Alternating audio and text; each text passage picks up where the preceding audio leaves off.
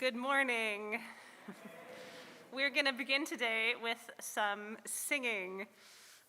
Our prelude this morning is Ancient Mother. I'll teach it to you through a call and response style, and then we will sing it all together. And the words should be behind me on the screen. I see that they are. So, Ancient Mother, I hear you calling. Ancient Mother, I hear you calling. Ancient Mother, I hear your song. Ancient Mother, I hear your song. Ancient Mother, I feel your laughter. Ancient Mother, I feel your laughter. Ancient Mother, I taste your tears. Ancient Mother, I taste your tears. Let's sing it all the way through. Ancient Mother, I hear you calling. Ancient Mother, I hear your song. Ancient Mother, I hear your laughter. Ancient Mother, I taste your tears. Ancient Mother, I hear your calling. Ancient Mother, I hear your song. Ancient Mother, I feel your laughter. Ancient Mother, I taste your tears. Thank you.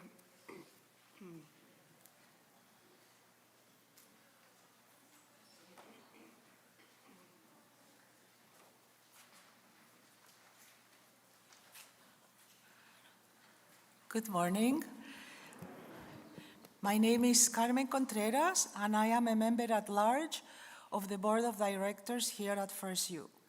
My pronouns are she and her. We acknowledge we are gathered on the traditional, unsurrendered, and unceded territory of the Algonquin and Anishinaabe Nation, who are also the customary keepers and defenders of the Kishisibi watershed. We honor their long history and recognize the harms done to all indigenous peoples. We commit to learning the truth from our past, as painful as it may be, and to walking the path of reconciliation.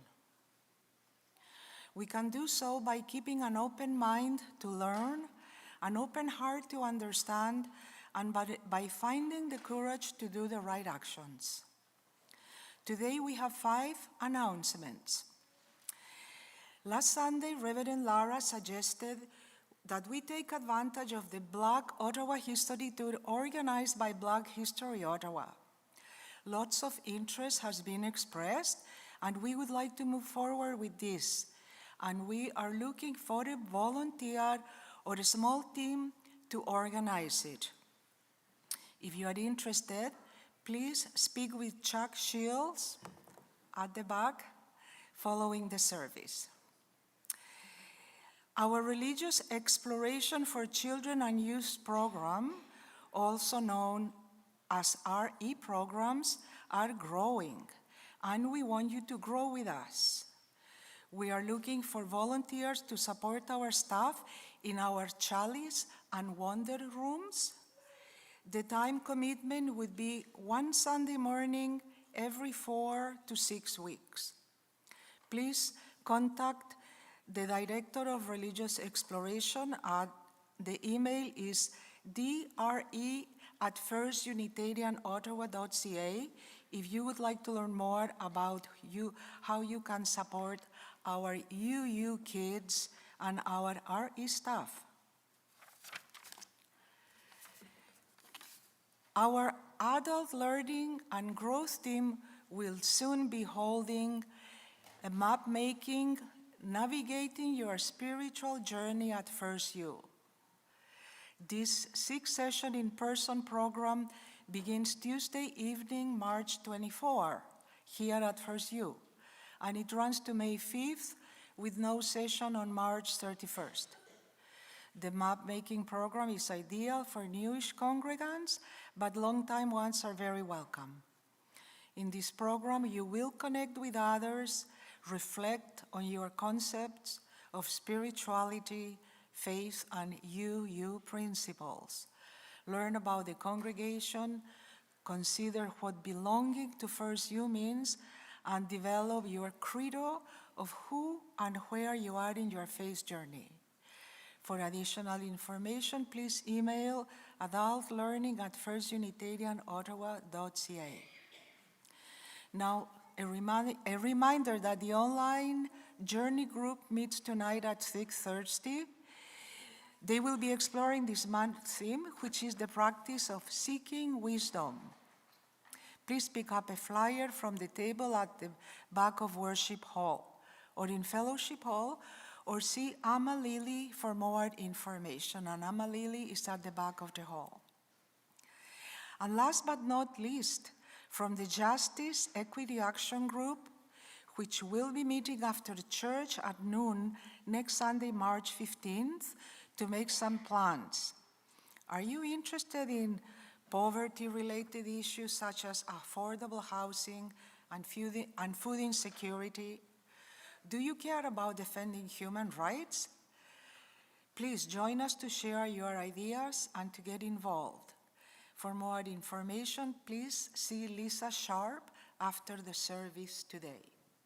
Thank you very much.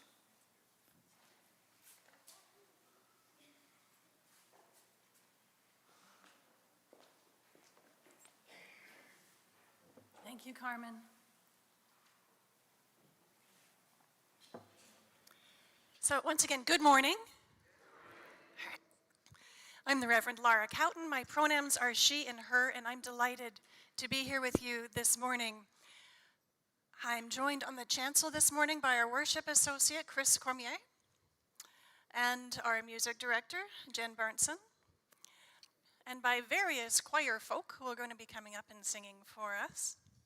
But I just want to say it is really good to be here together this morning. I want to thank you for setting your clocks or having, digital clocks that do that on your behalf. And I want to say hello to those folks joining us virtually. Wherever you are still here with us virtually. You're in this space helping to create this community. If this is your very first time at the First Unitarian Congregation of Ottawa, or if you've been here for decades, you're welcome here. And if this is your first time, I encourage you to stop at the welcome table so that we can get to know you and find out how we can help you to connect here, and you can get to know us. And everyone is welcome in the fellowship hall after service, or in this room that hosts a after-service discussion group for those who want to talk about different kinds of things. So if you go over there, you get your coffee. If you go over here, there's coffee too, and a different kind of conversation. Whoever you are, however you express your love in the world, however you identify in your body, whatever you're seeking, your gifts and your wounds, your joys and your sorrows, your laughter and your tears are all welcome here as part of this community. I want to just share a little bit about me as we're all getting to know each other. One thing I want you to know about me is that I will never, ever, ever send you an email asking for money. Right? That's just not something I do.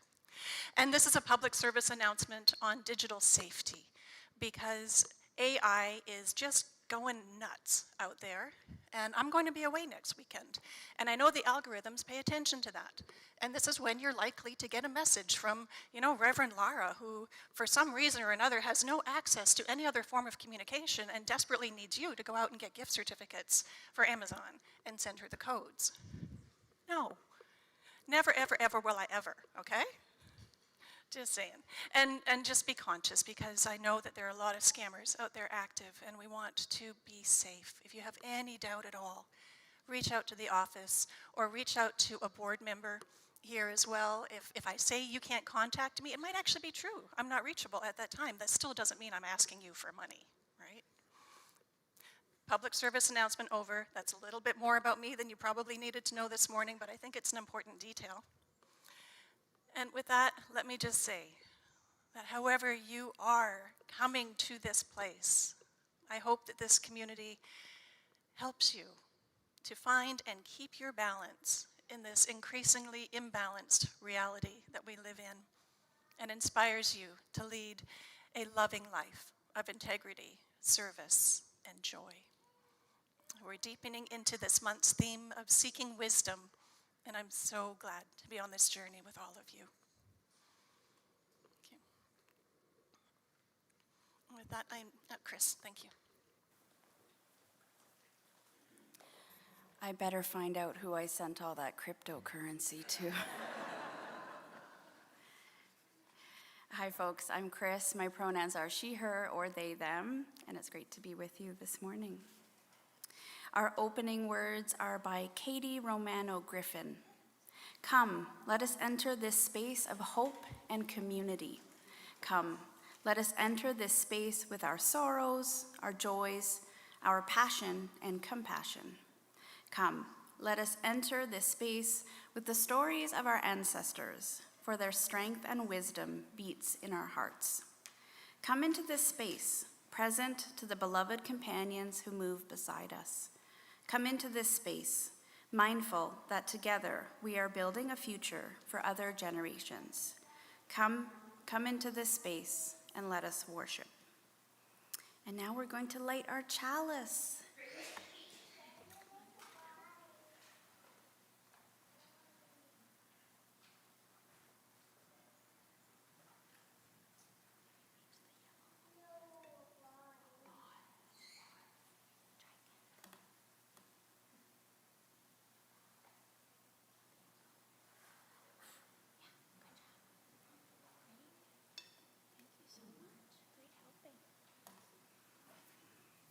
Our chalice is lit as a symbol of our faith, the light of truth, and the warmth of love.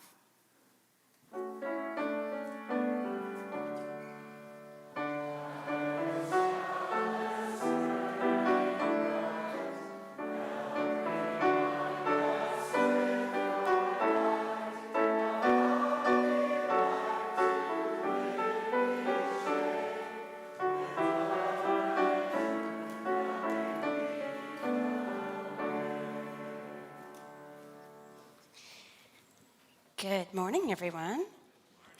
I am Jody McIntosh. I'm the Director of Religious Exploration, and I use she and her pronouns. So this morning, I have some wisdom from the goddesses to share with you. Some of you may be familiar with the story of Persephone and the seasons, but I think some of my folks down here may not know this story. Leonard, can I ask you to move back a little bit, sweetie? I'm just going to move this so everyone can see okay. Here, I want to put this right here. Awesome, thank you. Sorry, babe. All right. That makes it easier. So I invite anyone young or young at heart to come and gather at the front for me. And we start out with Persephone. Persephone is the goddess of spring and new beginnings. She's joyful and curious and full of life and maybe a little naive. And Persephone embodies growth and exploration and transformation. Then we have her mother, Demeter. Demeter is the earth mother, and she's the goddess of the harvest. She's wise and she's nurturing and deeply protective. And Demeter cares for all the growing things, and her love for Persephone makes everything grow and bloom around her. Then we have Hades. Hades is the keeper. Hades is the keeper of the underworld. He's calm, and he's thoughtful, and he's solemn, and he watches over the quiet realm beneath the earth. So, long before we had clocks or calendars, people watched the turning of the seasons to understand the rhythm of the world, and I don't think they had daylight savings time. And in ancient Greece, they told a story not of battles or mighty kings, but of a mother and a daughter and the powerful wisdom of goddesses. So once long ago, there lived Persephone, the joyful goddess. Persephone was the daughter of Demeter, the great earth mother, the goddess who knows every root and seed, and the world bloomed under her gentle wisdom. Persephone was young and curious and full of springtime energy. One bright morning, Persephone wandered into a field of beautiful wildflowers that she had never found before. And she found in the tall flowers a shiny red pomegranate. And she was very curious, as she was. So she opened that pomegranate, and inside were juicy, delicious pomegranate seeds. And if you can imagine, they were nice and bright red. So before she could even think, she plucked 6 of those seeds out and popped them in her mouth. All of a sudden, the ground opened, and Hades appeared. And he said, "You have just eaten fruit from the underworld. You now have to come and join me in the underworld." So Persephone had heard a lot of things about the underworld, and she was a little scared. But when she got there, she realized actually it wasn't so bad. There were soft glowing lanterns, and there was a river that told the stories of ancient times. And it was quiet, and it was dark, and it was peaceful. And she actually enjoyed being in the underworld. Now, she ate 6 seeds from the pomegranate, and the ancient laws of the land were that for every seed that you ate, you had to spend 1 month in the underworld. So it's actually good that she didn't eat the whole pomegranate, and she only ate 6 seeds. So she spent her time in the underworld, but she missed her mother terribly, and her mother, Demeter, missed her terribly. She had no idea where Persephone had gone because Persephone didn't have a chance to even say goodbye to her mother before Hades took her down to the underworld.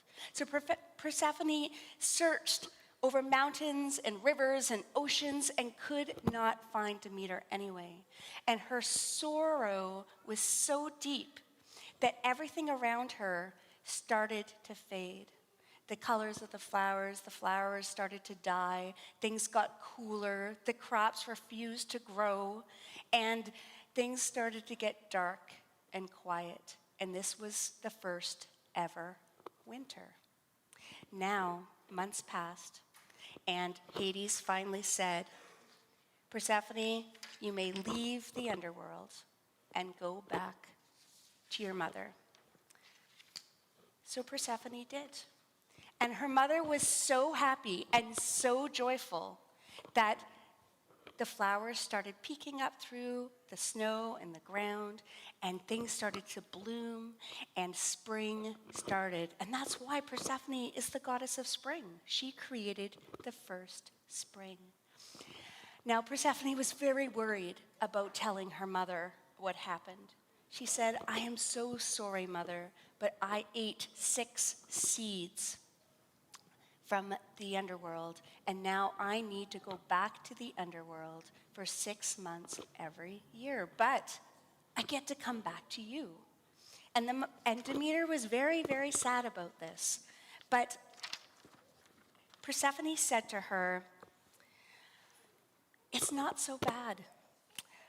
There's wisdom that I have learned in the quiet realm below. The world needs time for growing and time for resting and time for light and time for deep, quiet renewal. And I will return to the underworld for 6 months each year, but I will always come back." And so it began. Each year when Persephone returns in spring, the earth blossoms. Tree buds bloom, lambs are born, and the world stretches, awakens, and grows. And each autumn, when Persephone journeys back to the underworld, the earth rests. Leaves fall, snow tucks the world into a peaceful slumber, giving roots time to gather strength for what comes next. And people learn to trust this beautiful cycle and the turning of the wheel of the seasons, guided by love and wisdom of the goddesses. And I'm so happy that Persephone, I think, is peeking her head from the underground right now, because I feel that spring coming. Thank you for listening to my story. So we will be singing our children on our way, and if you can send them some love as we do. And as a reminder, you can pick up your children downstairs in room 2, our chalice room after service. Thank you.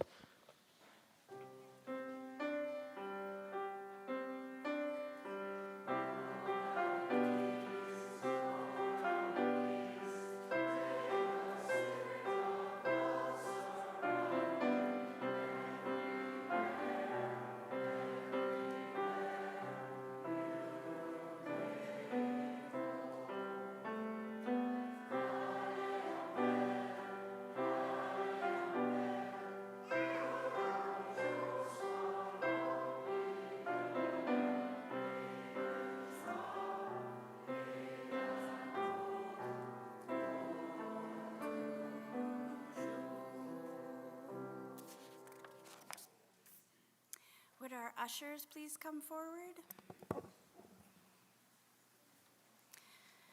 The offerings collected each Sunday help us live into our values within this congregation and in supporting many good works beyond these walls.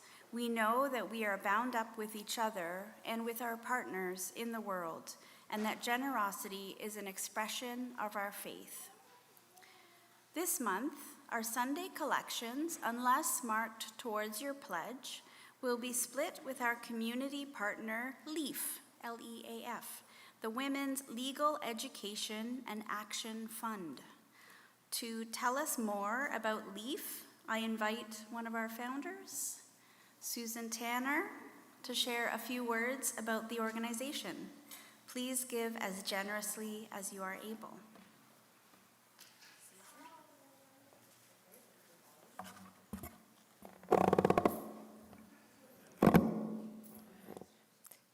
It's my honor to talk about LEAF, although, as you can gather, I'm not completely sure I'm here yet. Can you hear? Yeah? Okay. Because of the time change, I guess. But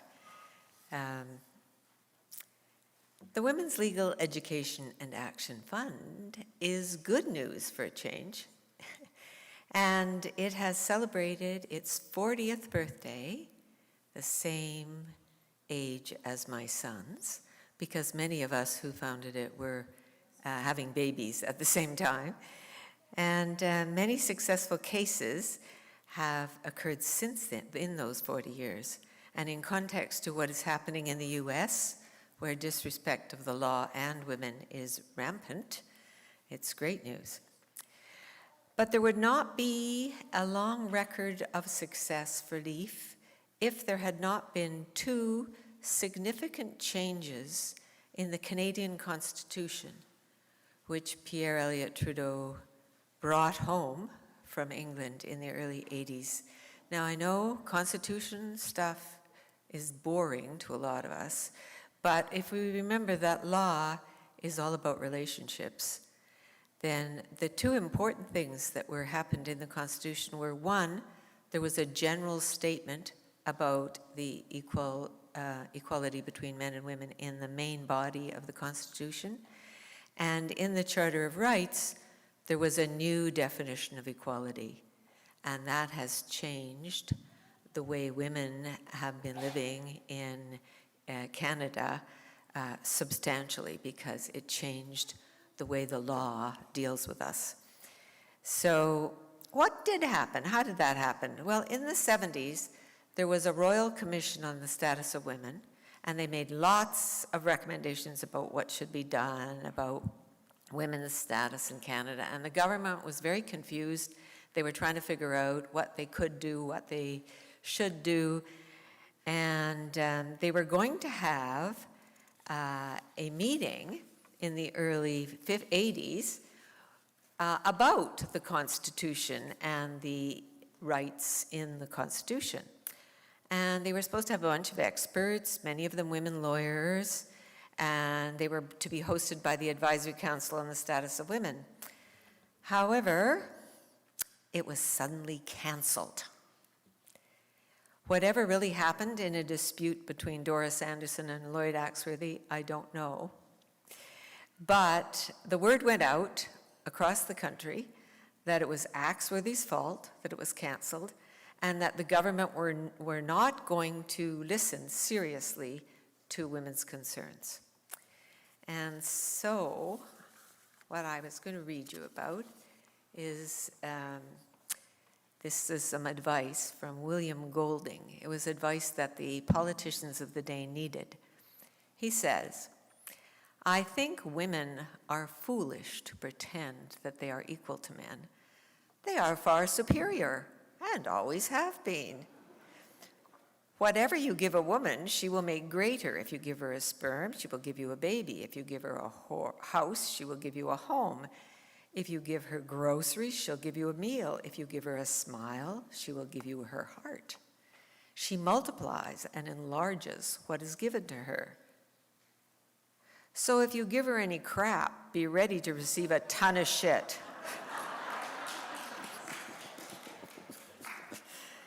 And that is what happened. Because all these indignant women from all parts of the country, and way more women than would have attended the meeting, like almost 2,000 women showed up in Ottawa to make sure that they listened. It was just fascinating. It was amazing. It was a grassroots movement. It's largely written out of history now. Nobody pays any attention to it, but it was pretty extraordinary, I thought. And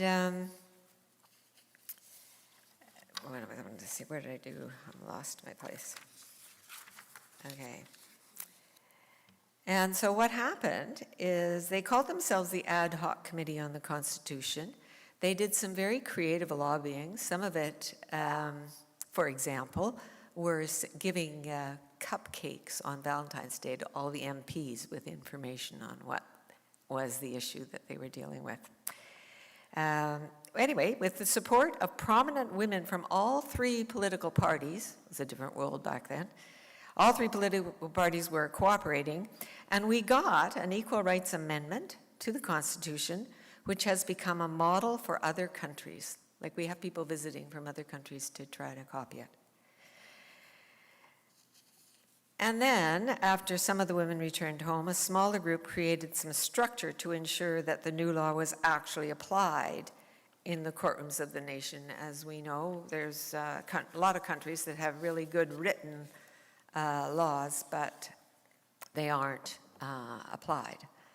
So the first thing we did was create something called a National Symposium on Equality Rights, and that was, believe it or not, to make a seminar for senior decision makers in the federal government and judges, because this law was completely new, there were no precedents, and there had to be huge discussions about how to actually apply it.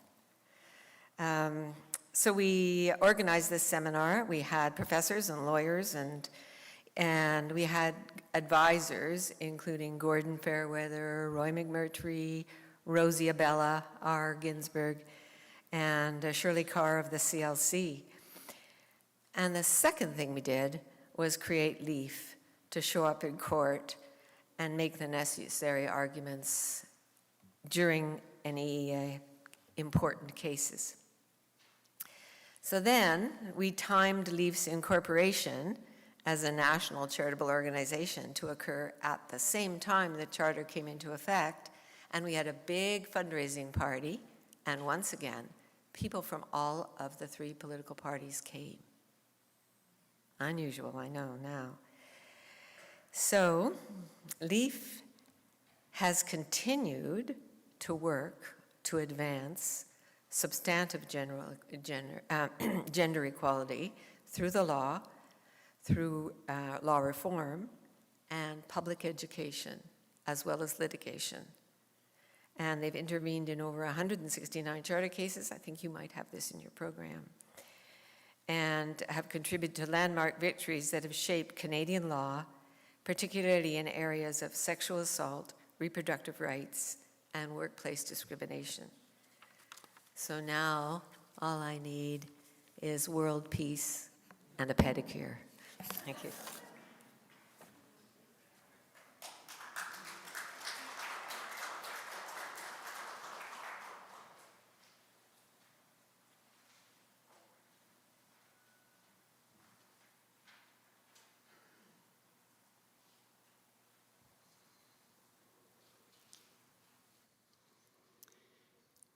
Each time that we gather for worship, we set aside a moment to expand the caring ministry of this congregation.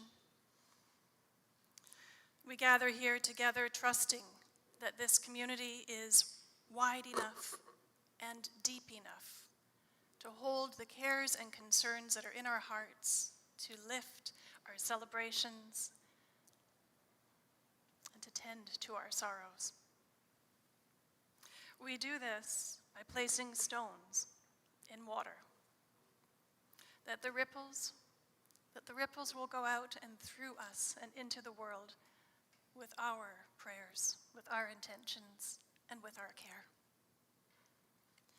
Today, we place a stone for the Jewish community in Toronto, impacted by gun violence at synagogues yesterday, and for all those who are experiencing the harm and the terror of rising anti-Semitism.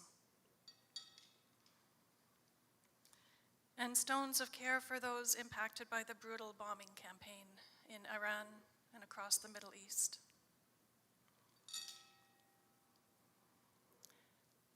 And stones of celebration for those residents in British Columbia who have sprung forward for the very last time.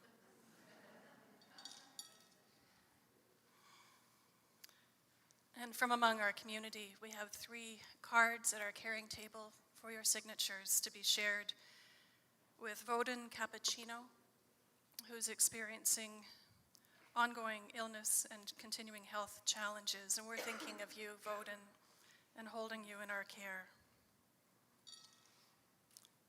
And we share our deepest condolences and care with Dee Malema, First Unitarian's lead custodian, and with her mother, Elaine, as they mourn the death and celebrate the life of Lee's father, Hank.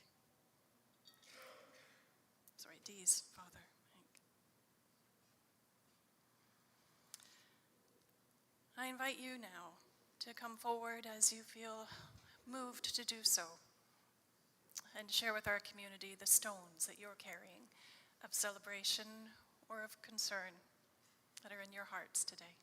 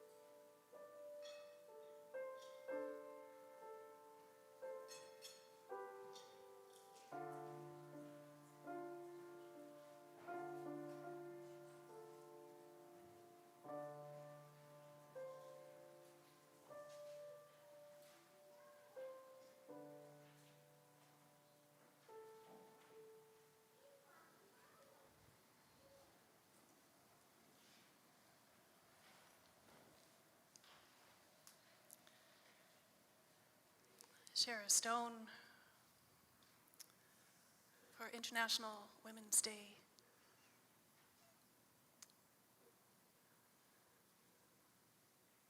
For the women.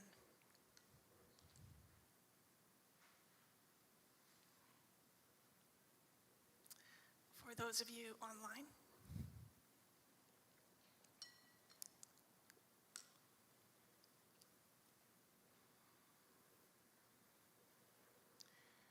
And for all of those joys and sorrows and celebrations and concerns that we hold in the silence, in the sanctuary of our hearts, unspoken.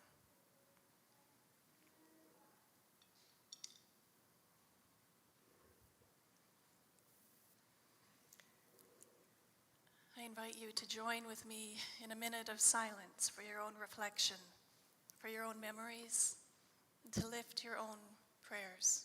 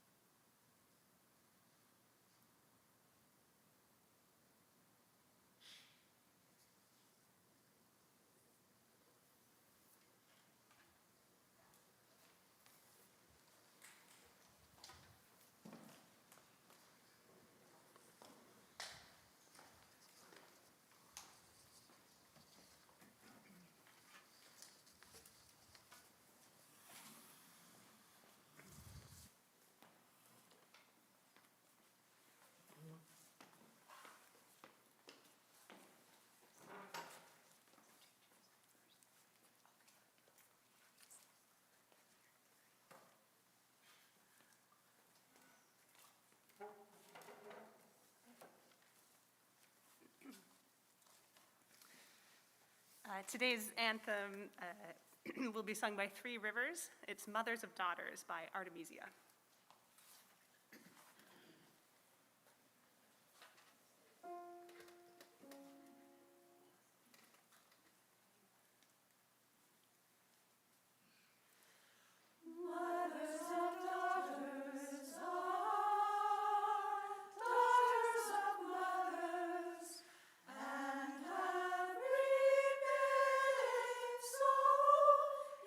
Circles, joy to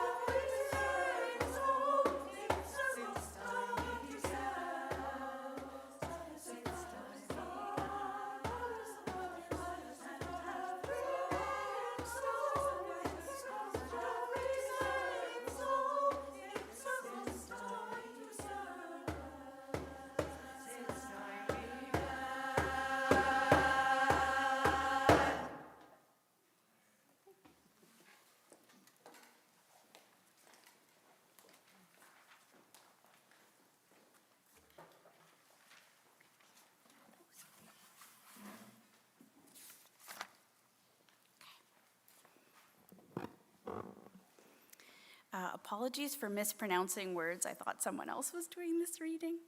And there's Greek names, so I will do my best. Our reading is The Charge of the Goddesses. It first appeared in early form during the late 19th century and has been adapted by many people over the years. It's perhaps one of the best-known pieces of ritual poetry in today's pagan community. It is a promise made by the goddesses to her followers that she will guide them, teach them, and lead them when they need her the most. Starhawk is a theorist of feminist neo-paganism and ecofeminism, and this is her version of The Charge of the Goddess. Listen to the words of the Great Mother, who of old was called Artemis, Astarte, Diane, Melusine, Aphrodite, Ceridwen, Diana, Arianrod, Brigid, and by many other names. Whenever you have need of anything, once a month, and better it be when the moon is full, you shall assemble in some secret place and adore the spirit of me who is queen of all the wise. You shall be free from slavery, and as a sign that you shall be free, you shall be naked in your rights. Sing, feast, dance, make music, and love, all in my presence, for mine is the ecstasy of the Spirit, and mine is also joy on earth. For my law is love unto all blessings. Mine is the secret that opens the door of youth, and mine is the cup of wine of life, that is the cauldron of Ceridwen, that is the holy grail of immortality.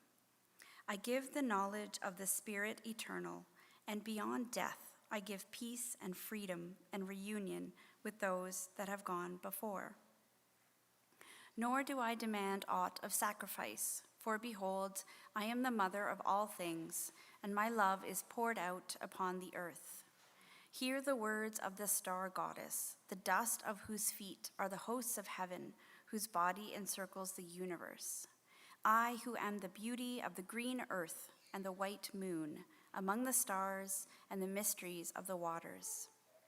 I call upon your soul to arise and come unto me, for I am the soul of nature that gives life to the universe. From me all things proceed, and unto me they must return.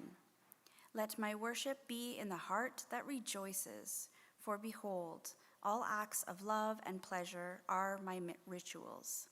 Let there be beauty and strength, power and compassion, honor and humility, mirth and reverence within you.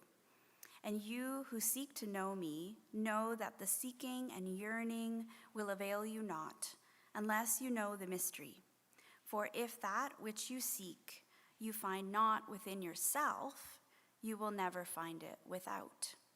For behold, I have been with you from the beginning, and I am that which is attained at the end of desire.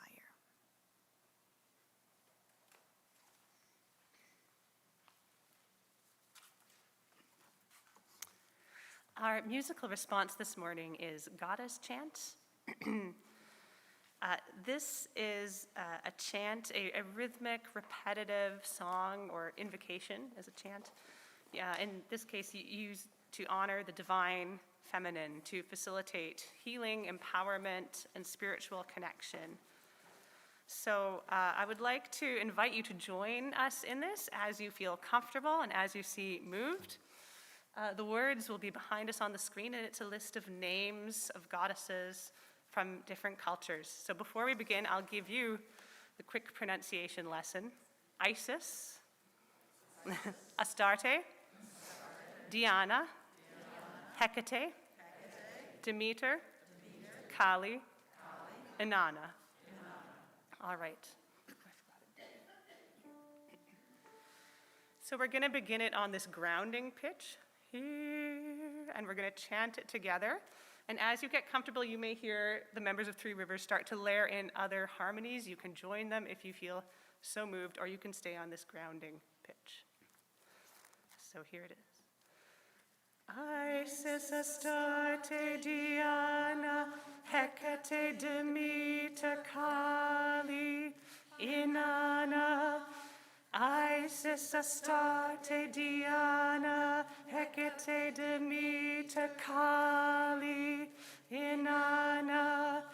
Isis Astarte Diana, Hecate Demeter Kali, Inanna. Isis Astarte Diana, Hecate Demeter Kali, Inanna.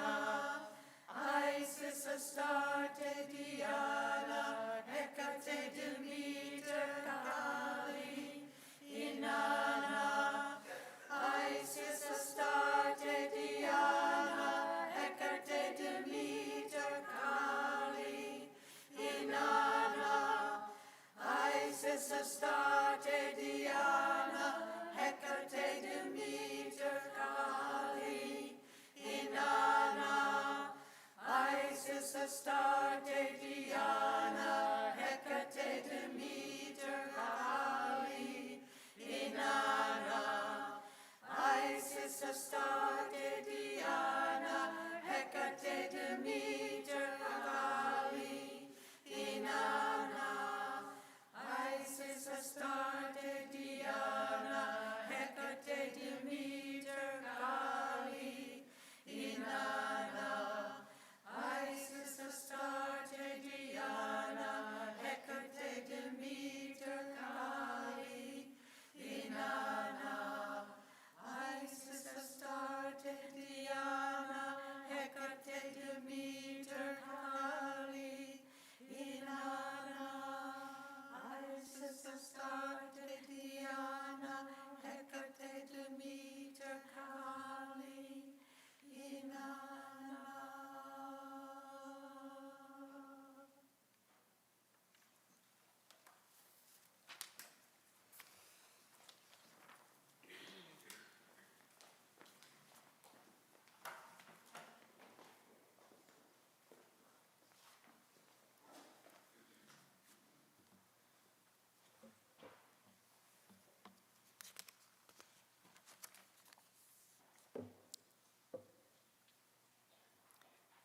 In the beginning, there was a history lesson. When the Unitarians and the Universalists merged in 1961, they agreed to co-create a living tradition that would promote shared principles and draw from many sources of wisdom and inspiration as we continue to grow. The original list of 5 sources, which grew here, the original list included not only Jewish and Christian teachings, but in which both Unitarianism and Universalism have their roots, but also other world religions and humanist teachings. In the early years of the newly formed Unitarian Universalist movement, 2 new currents began to emerge: feminism and ecology. Unitarian Universalist women began to reclaim and celebrate both the ancient and modern myths about the divine imagined as female. These myths were not simply about divine beings, but powerful stories about women's creativity and authority and the sacred power held within what it means to be a woman. At the same time, all people facing a growing ecological crisis began to recognize and celebrate the traditions that honored the earth and the balance of life. Following some typically spirited debate over words and phrasing, because of course we debated it, a 1995 resolution adopted a 6th source, the spiritual teachings of earth-centered traditions which celebrate the sacred circle of life and instruct us to live in harmony with the rhythms of nature. This was 10 years after our 7th principle was added to the list, affirming respect for the interdependent web of existence of which we are all a part. How did it take 10 years to get from one of those places to the other? Well, we like to talk about these things. For many Unitarian Universalists, these 2 statements opened a door, and behind that door was something both ancient and newly rediscovered: the divine feminine.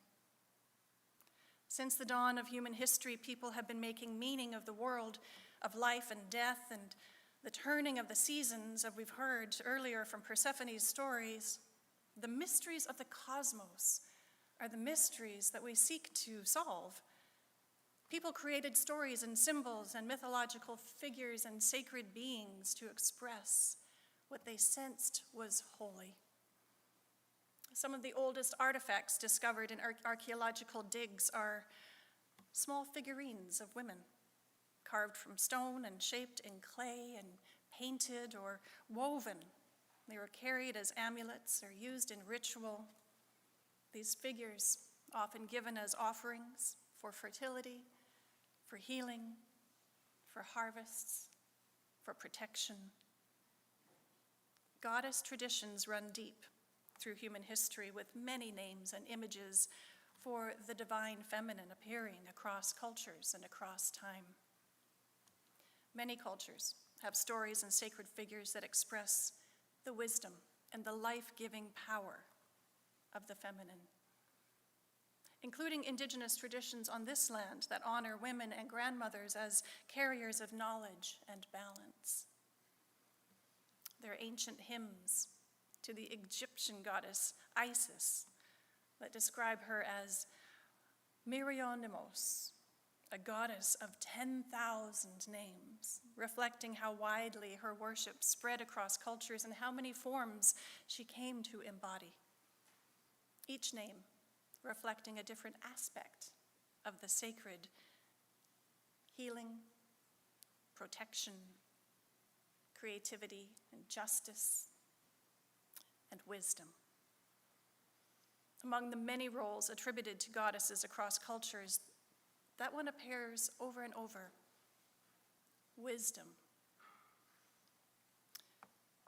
In Jewish and early Christian traditions, the bearer of divine wisdom was called Sophia.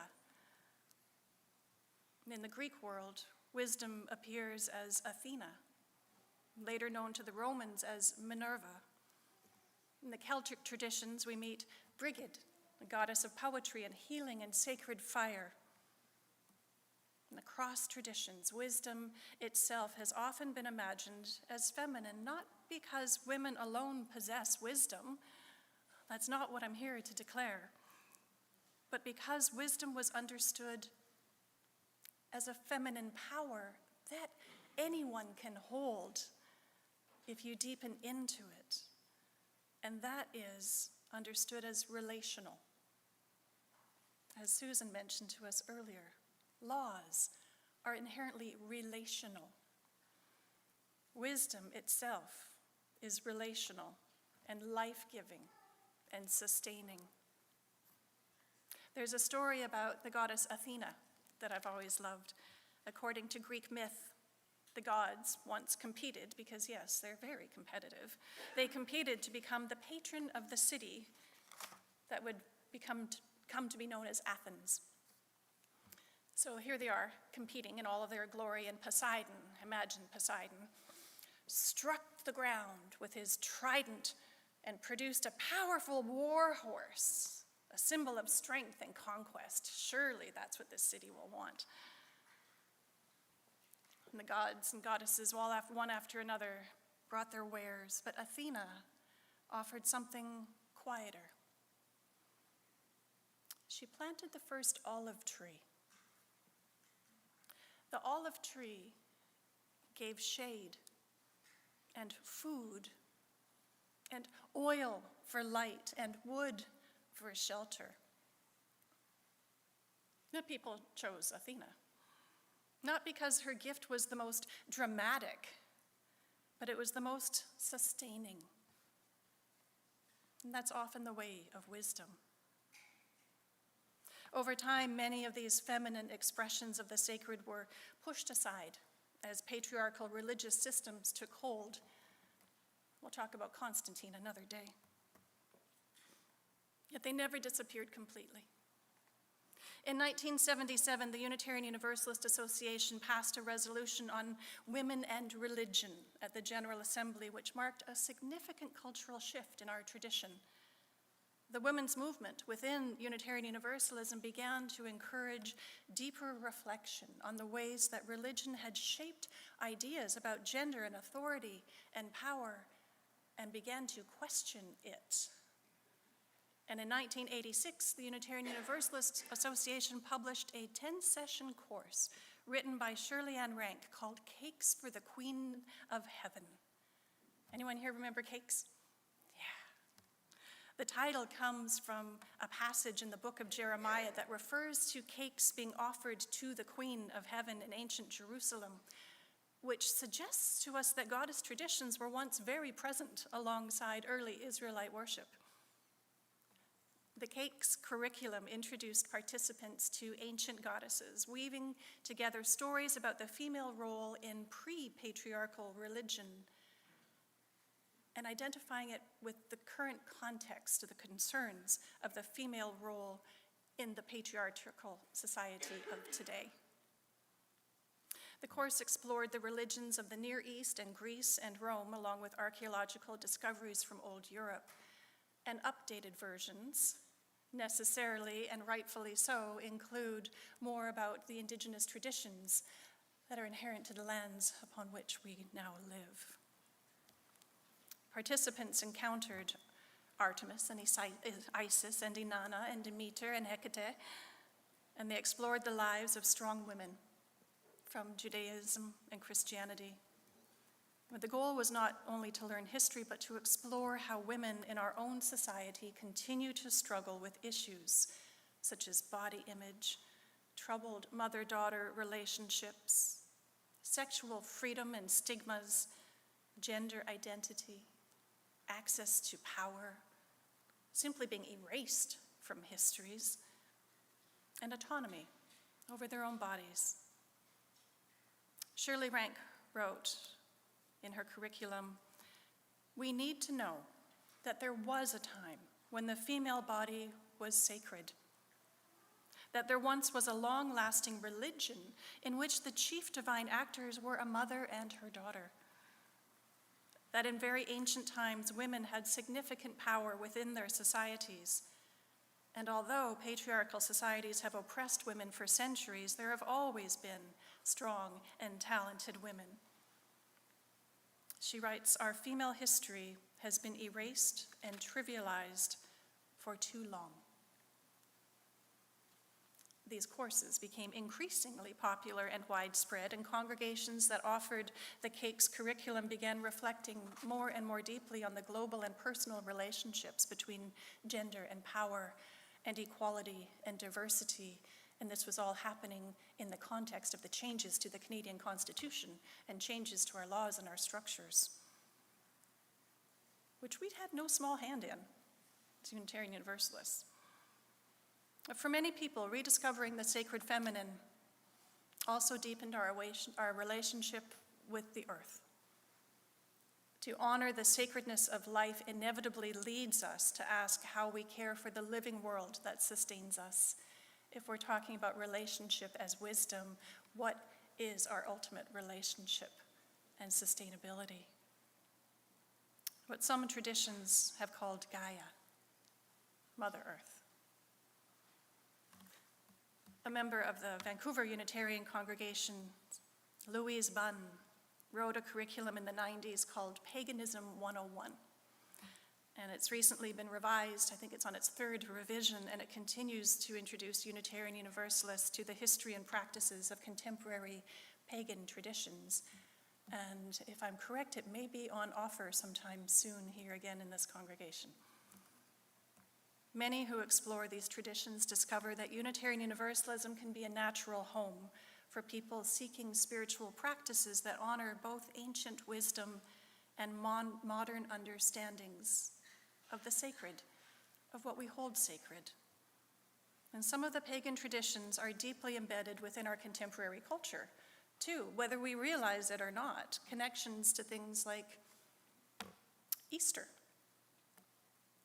Oestra was the name of the goddess of spring in pre-Christian Europe, and her symbols were a bunny and an egg, symbols of fertility. The Christians identified the celebration of springtime with the resurrection of Christ at Easter in order to take the name Easter and overlay that tradition onto the pagan tradition. That's why we're so confused about eggs and bunnies at Easter. Symbols of fertility and goddess worship is universal in some form or another, with statues and artworks and these tiny clay carvings found everywhere. And in 2017, Skinner House Books published Pagan and Earth-Centered Voices in Unitarian Universalism. It's a collection of essays by lay leaders and clergy who claim both their UU and pagan identities, those hyphenated Unitarian Universalists. UU pagan, UU Buddhist. We're all in the same basket, exploring how these traditions challenge and enrich one another. The editors for that collection of essays wrote, "For UU pagans, the emphasis in our spiritual lives is on the feminine aspect of divinity, the cycles of nature, the honoring of ancestors, and the creative potential within every person." Earlier we heard Starhawk's charge of the goddess reminding us, if that which you seek you find not within yourself, you will never find it without. It reminds us the sacred is not distant. It appears in the creativity of human beings, in the rhythms of the natural world, and in the wisdom traditions that have accompanied humanity across the centuries. And it lives within every human being. No matter your gender identity, we all have access to this feminine wisdom. But before I close, I would like to return to Sophia. In ancient wisdom traditions, Sophia was imagined as divine wisdom embodied as an active, feminine, and creative force, partnering with God in the Jewish scriptures to form the world as a co-creator, guiding humanity towards a life of meaning and spiritual truth. The story that is told in Jewish folklore is that when the world was first being formed, Sophia walked quietly through the darkness, carrying a small lamp. And wherever the light of that lamp touched the earth, understanding appeared, growth appeared. Not everywhere, just small pieces of illumination, a clearing in the forest, a path through the stones, a moment when someone suddenly understood how to live in a relational, sustainable, life-giving way. The story says that Sophia is still walking through the world today, carrying that small lamp, and every so often the light of wisdom falls on us, lighting just enough of the path for our next step. As we sang earlier, Ancient Mother, I hear you calling. May we listen for that call, that quiet lamp of wisdom that appears in many forms across cultures, across time. And may that wisdom guide our path, strengthen our courage, and sustain our hope as we care for this fragile and beautiful web of life and nurture our own spirits. Blessed be. Amen. And so mote it be. I invite you to rise in body or in spirit and join in singing We Are. It's number 1051 in your teal hymnals.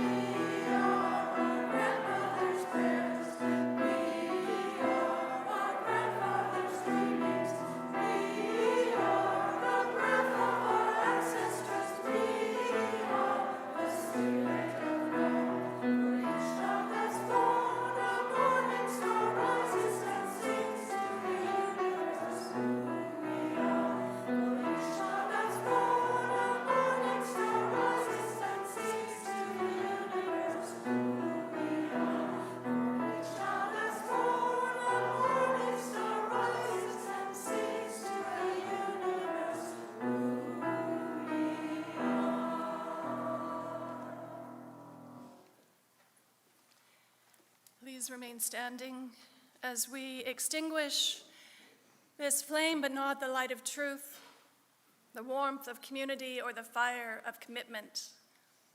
These we carry in our hearts until we're together again. We go now in the spirit of the ancient mothers of the world. May their wisdom steady your journey, their courage strengthen your heart, and their light guide your way.